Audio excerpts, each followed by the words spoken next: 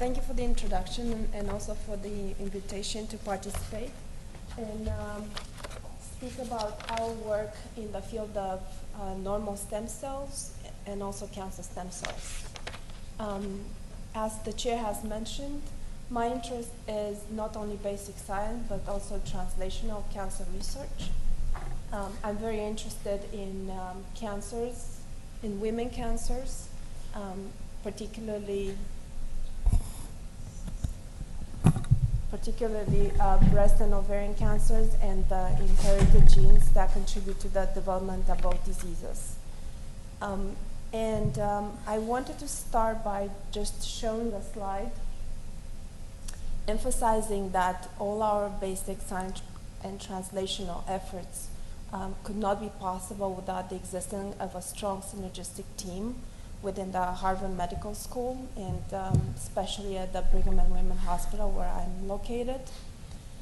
And what I have tried since the first moment I got to Brigham is to develop a very close interaction not only between ovarian cancer scientists, but also between scientists, clinicians, surgeons, as well as administrative personnel.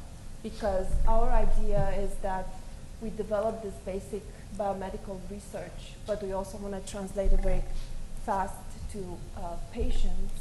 And my experience has been that in our stride to get a lot of grants and create a very diverse portfolio of basic research, we have become somewhat isolated from our colleagues in the clinic.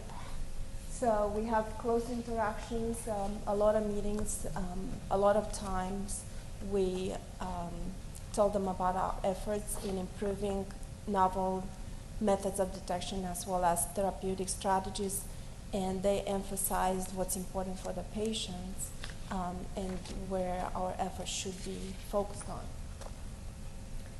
So as you're probably familiar, there are definitely translational blocks to these interactions, and they include a lot of lack of willing participants from both basic science and clinic, a lot of regulatory burden, a fragmented infrastructure, and also high research costs and a lack of funding. So we've been trying to address this very carefully for the past few years to improve our synergistic efforts. Okay, so the priorities for both basic, is it possible to, there's just some, excuse me, there's some security alerts. Is it possible to turn this off?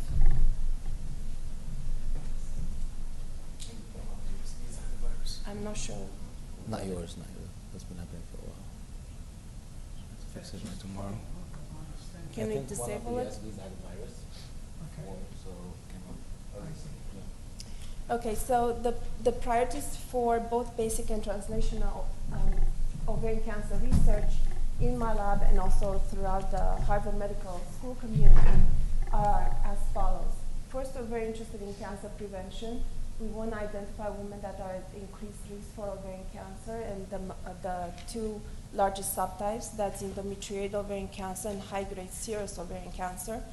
And my lab has been instrumental not only in defining a genetic link between endometriosis and endometrioid ovarian cancer, but more recently in identifying the cell of origin for high-grade serous cancer.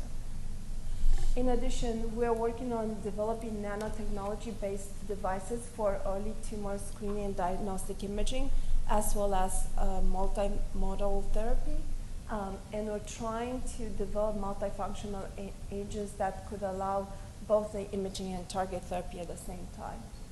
And for this talk, I'm going to focus more on identifying and optimizing new therapies that are able to circumvent tumor chemoresistance. And for this purpose, we have looked into the role of cancer stem cells in tumor chemoresistance. As I mentioned, we used both functional models of ovarian cancer, and those include genetically engineered models that we have developed in my lab, as well as personalized avatars that become more and more important as we develop personalized therapies for patients. And in addition to that, we also work directly with patient samples that are collected from both Dana-Farber Cancer Institute as well as Brigham Hospital. And we're interested in creating functional models to test the role of genomic and epigenetic effects in characterizing precursor lesions. We use these models for target therapies, future vaccines, as well as chemoprevention. And again, for this talk, we focused a lot on the role of cancer stem cells. I'm less interested in tumor initiation and their role. My focus is on chemoresistance. How can we block these cells? How can we sensitize tumors to standard chemotherapy or the novel therapies that are being introduced?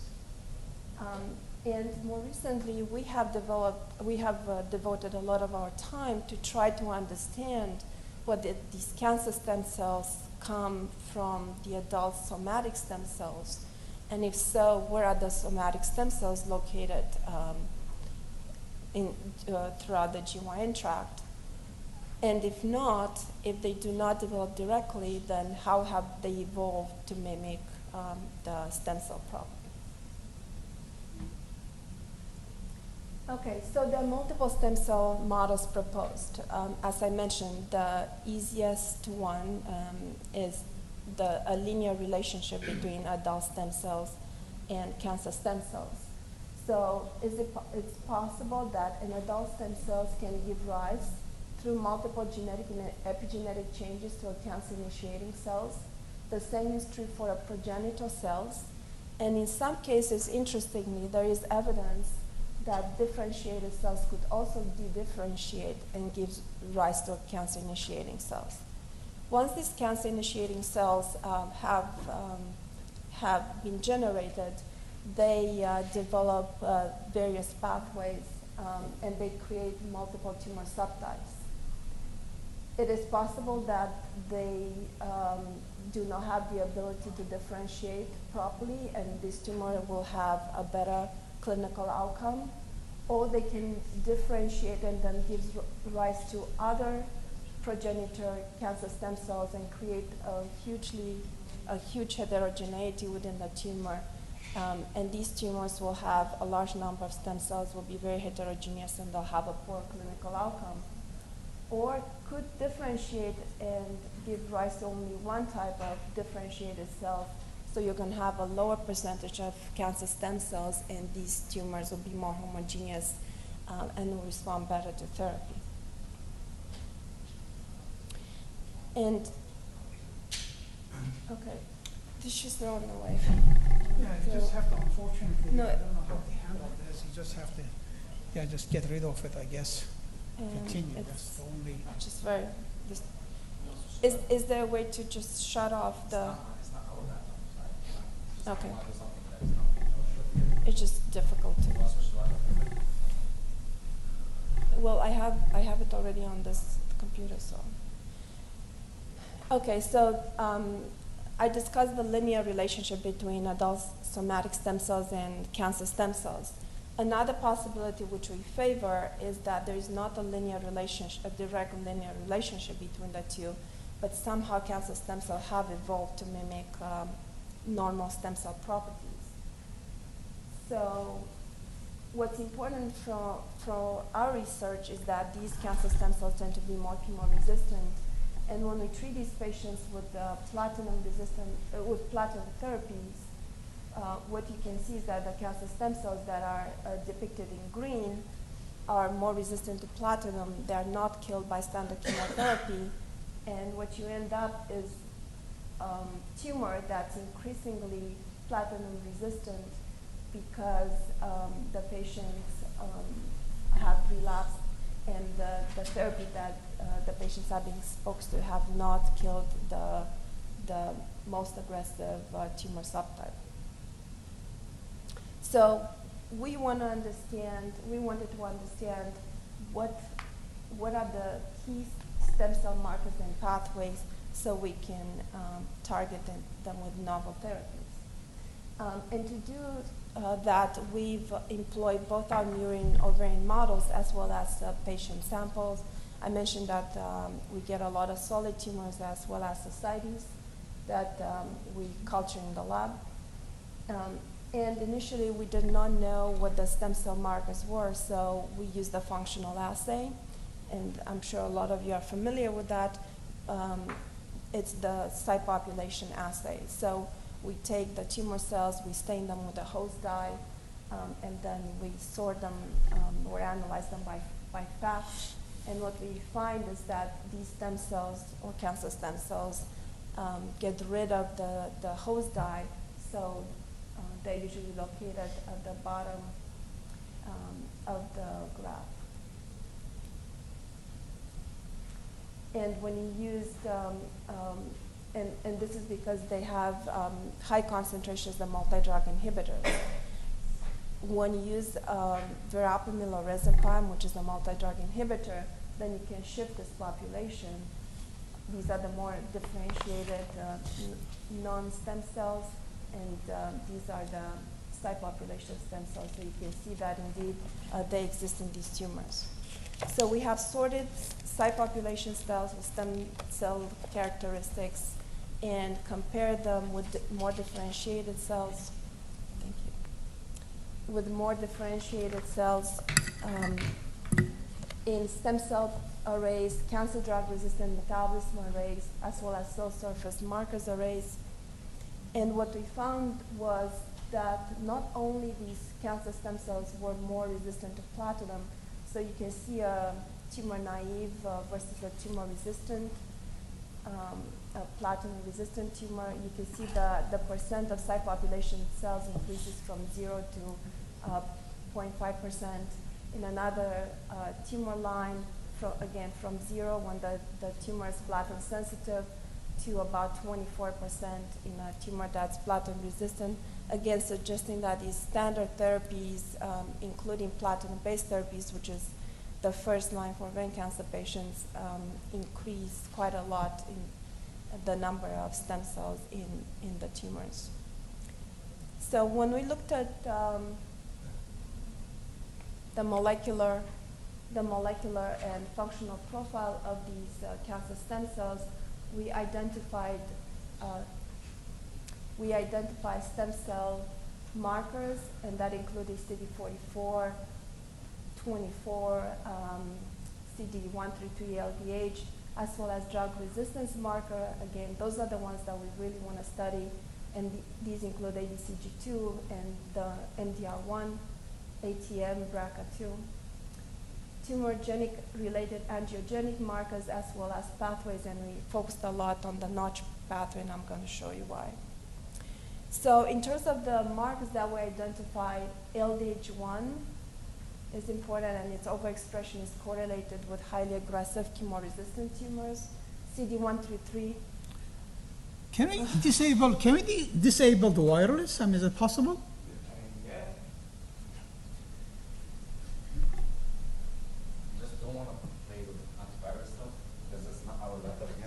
No, I'm just wondering, because it looks like it's going through the internet, right? If you disable that, at least we don't. There should be a regulation against this, right? I mean, I know, I just told him about that. Where's the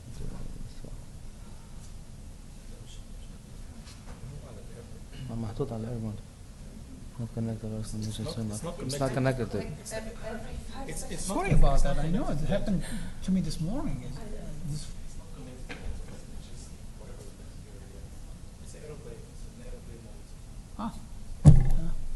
I'm really sorry. Again, it's not our. Okay, no, I understand. I understand. You have nothing to tell me. What can we do? Okay. Okay, so the markers that we found were very important because, again, LDH1 is correlated with highly aggressive tumors. Same thing, we found CD133, and interestingly, the CD133 overexpression also correlated with both LDH1 and CD44 that we found in our studies, and overexpression is correlated with poor outcome. And the multi-drug transporters, MDR1, as well as ABCG2 and MRP1. And you can see that these multi-drug transporters are responsible for the efflux function of basically all the the drugs that we use to treat currently in clinic the ovarian cancer patients. So we saw a lot of similarities between stem cells, in which the increased transporter gene expression results in the efflux of any kind of toxin that hit the stem cells. Unfortunately, this property is mimicked by cancer stem cells, and again, increased transporter gene expression results in increased compound efflux, and that leads to drug resistance. So we started to look to trying to identify the somatic stem cells, and what we found is that there is a site population, cells that are very similar to ovarian tumors that have these stem cell properties in both the ovarian surface epithelium as well as the fallopian tube.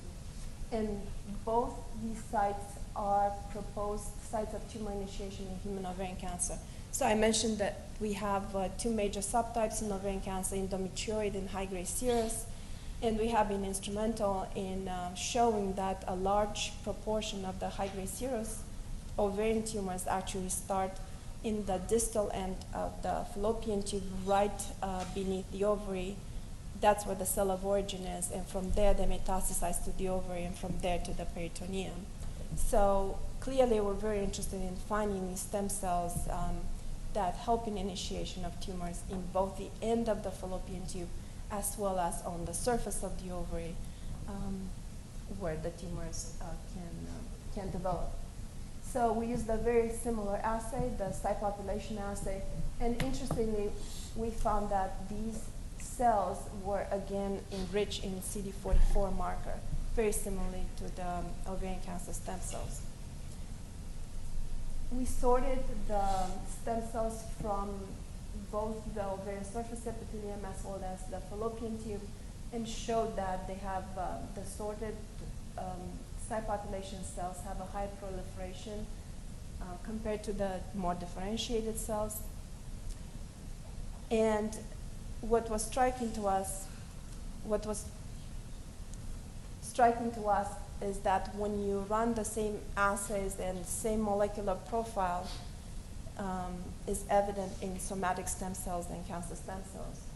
So we see the same stem cell markers, we see the drug-resistant markers, and most importantly, we see the Notch pathway activated. So we're interested in figuring out exactly where these somatic stem cells come from. In the fallopian tube, there are two types of cells. We have secretory cells, and we have ciliated cells, so cells that have cilia on top, and we can isolate both and grow them in culture. And okay, this was a movie. It's hard to see, but basically you have ciliated cells that vibrate just like a vibratum, so you can identify the ciliated cells in this homogeneous culture and separate them from the secretory cells. So for a long time, we thought that the secretory cells are the ones that give rise to ovarian tumor. And that's because we can do both 3D culture, spheroids, as well as 2D culture from these patient ascites. And if you notice, all these cells from the patient ascites, when we culture them in organoids, they express a Pax-8 marker. This is a secretory. You want to click on X, please? Click on X, closer from X, so that I think that will, that gives you, I noticed that gives you some time to come back. Okay, I just closed it from him. Maybe it will Yeah, stop. I think that will give you a break, I noticed. Okay, so when we stain the organoids from patient ascites, what we see is that they stain, all of them, like 98% of them stain for Pax-8. Pax-8 is a marker of secretory cells. So for a long time, we and others thought that they arise from differentiated secretory cells. This is true for both patient ascites as well as established lines. very nicely you can see EpCAM positive in red and then Paxate in green, a nuclear stain on these tumor cells. However, other groups have shown very nicely, as depicted in this cartoon, that in addition to the ciliated cells that have a tubulin marker, they're represented in green, and the Paxate secretory cells that have a red Paxate positive nucleus, you can find some undifferentiated stem-like cells at the bottom of the fallopian tube that can give rise, upon the injury of the fallopian tube, to both differentiated ciliated and secretory cells. These undifferentiated stem cells, which are called PEG cells, are EpCAM positive, CD44 positive, and if you remember, these are the cells that we identified as somatic stem cells. So definitely this is a population of stem cells that could give rise to ovarian tumors.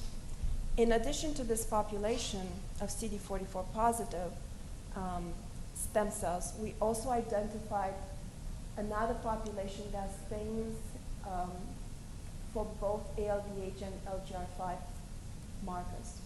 So what is nice about the site population cells is that you can identify all the cells that have stem cell properties, no matter what marker you're looking at.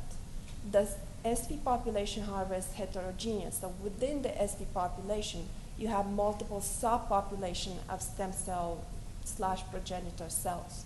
So we definitely identified one that's enriched in CD44, likely are located at the bottom of the fallopian tube, these PEG cells. But there is another one that's double positive for ALDH and LGR5, and we identified that both in the fallopian tube and ovary. And there have been several high impact papers that have just been published that basically have the same findings as ours.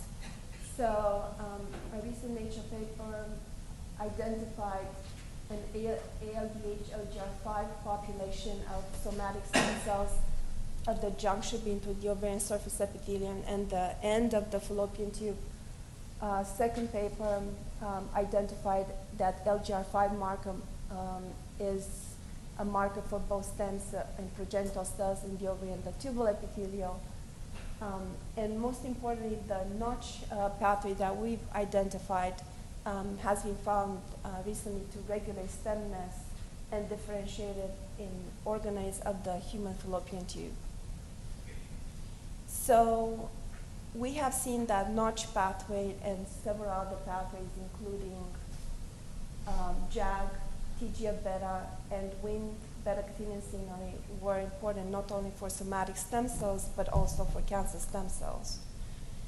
We focused our attention on notch pathway because there are multiple ways to target this pathway and block it. The notch pathway contains 4 different receptors, of which notch3 is important for ovarian cancer pathogenesis. You have multiple ligands, delta or JAGD, and you can block at the level of the active ligand by using notch-soluble receptor decoys, or you can block using microRNAs to target the notch target genes, Hess family, MYC, P21. Or, as we do, you target the gamma secretase complex using GSI, the gamma secretase inhibitor. Our studies, so we're the first to show the importance of notch in ovarian cancer, and other studies have now replicated that, shown that notch signaling is important in 22% of the high-grade serous cases, and this is being shown by TCGA. And as we have shown, the most important player is notch3, but you also have some mutation and amplification of the ligand, as well as the active, the nuclear receptor that contributes to activation of the pathway. When you look more clearly into the notch gene alterations, you see that whenever you have a notch3 gene alteration, you have shorter survival. So there is a difference in survival when you have a gene set altered in these 9 genes, including the notch receptor, the ligand, as well as transcription factor downstream. And this is statistically significant. When you look at the actual alteration, again, Notch3 is the most important player. If you just compare Notch3 alteration versus non-altered, you could also see a much lower survival. And same when you look at just amplification and upregulation. This is the curve versus not altered. So what we have shown is that if you use GSI in combination with standard chemotherapy, whether platinum or Taxol, you can increase the survival in tumor xenografts, human tumor xenografts that have high Notch3 expression. And as you can see, when you use just platinum, you can increase the tumor volume, but the animals go into remission only when you use a compound platinum plus GSI. And this is true for all the models that we have looked at. And more recently, another group have used avatars. And what's interesting, if you look at these patients, the first patient is the only one that doesn't have high Notch3 expression, and this patient is still alive and has the longest survival. All the other one have higher expression, and the bottom 3 are all platinum-resistant tumors, and you can see the average survival upon diagnosis is very short. If you make avatars from these 3 platinum-resistant tumors and use a combination of the GSI with Taxol, shown in green, you can see either remission or tumor stabilization. So clearly, we're very excited about the possibility of bringing this to clinical trials. So our idea is that we want to treat a platinum-sensitive tumor as the first-line therapy with the Notch pathway inhibitors such as GSI to get rid of the cancer stem cells and then apply a dual combination of the GSI and platinum to induce a long-term remission. And there are multiple clinical trials now for solid tumors and hopefully soon for ovarian cancer as well.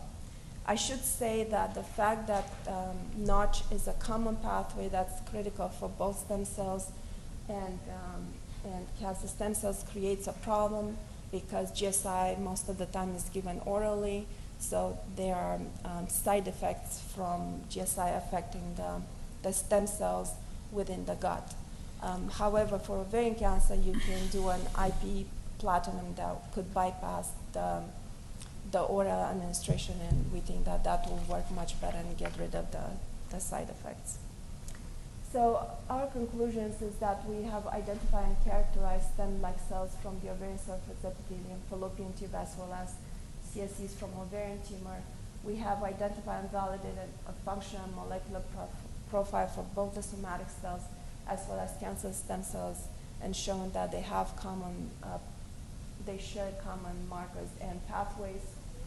Most of the stem cell markers that we have identified, including ALDH, LGR5, CD44, 133, and ABCG2, are also upregulating the cancer stem cells.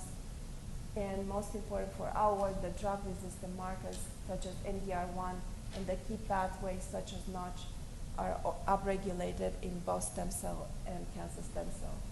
So our data is consistent with the notion that CSC likely evolved to mimic these stem cell properties.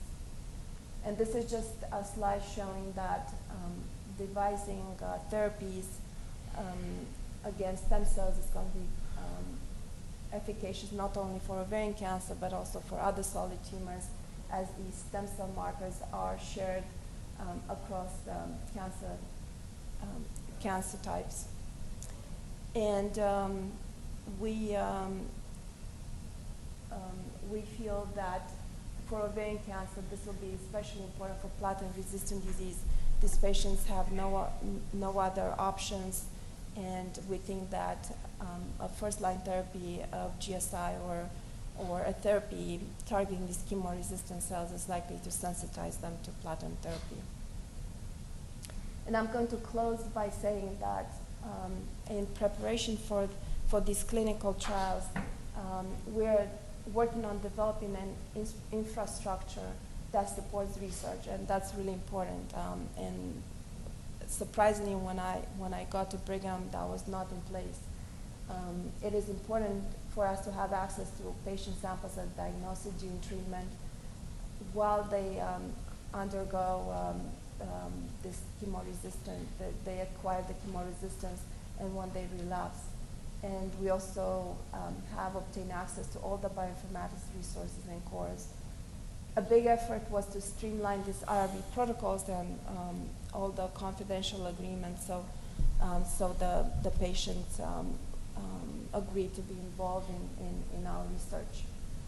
And finally, we coordinate a lot of the Brigham Dana-Farber precision cancer medicine studies right now, and looking into single-cell genome and transcriptome sequencing of these high-grade serous tumors to identify markers for chemoresistance to various therapies. And I just want to acknowledge the Brigham team and also the Dana-Farber team in our support. Thank you.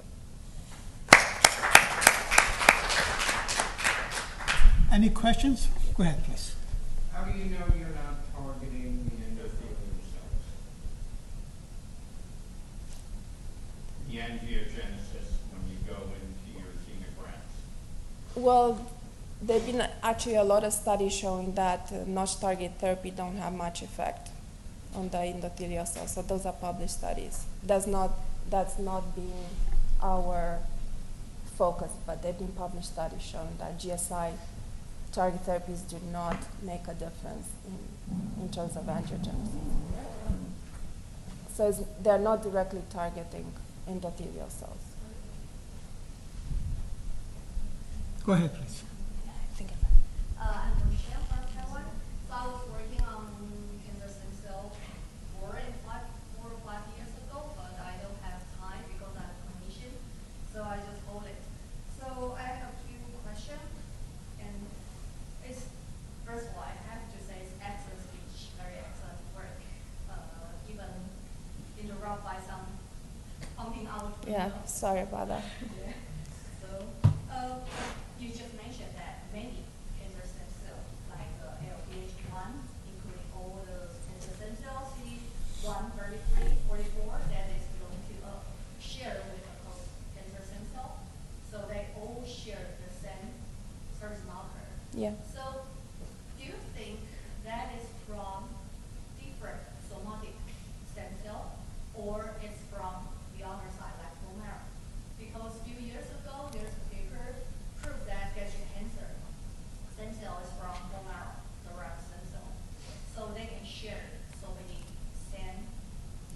Yeah, I mean, the fact that in ovarian cancer we do have evidence for somatic stem cells that are present at this distal end of the fallopian tube, which is the site of injury as well as the site of initiation for high-grade serous tumors, I would think that those are likely to be initiated there rather than coming from the bone marrow. So is it possible because different organs have different secretion, like cytokine or something, autocrine, that influence on the stem cell? So that even from the same origin, they have a little bit different surface marker. Yeah. Yeah, I think that's possible, but like I said, I'm not a proponent of a linear relationship between stem cells and cancer stem cells. I believe that these are tumor cells that have evolved to mimic the stem cells, so they're just two different, fields. They have acquired the properties of stem cells, and that just makes it more resistant to therapy. So I think it's just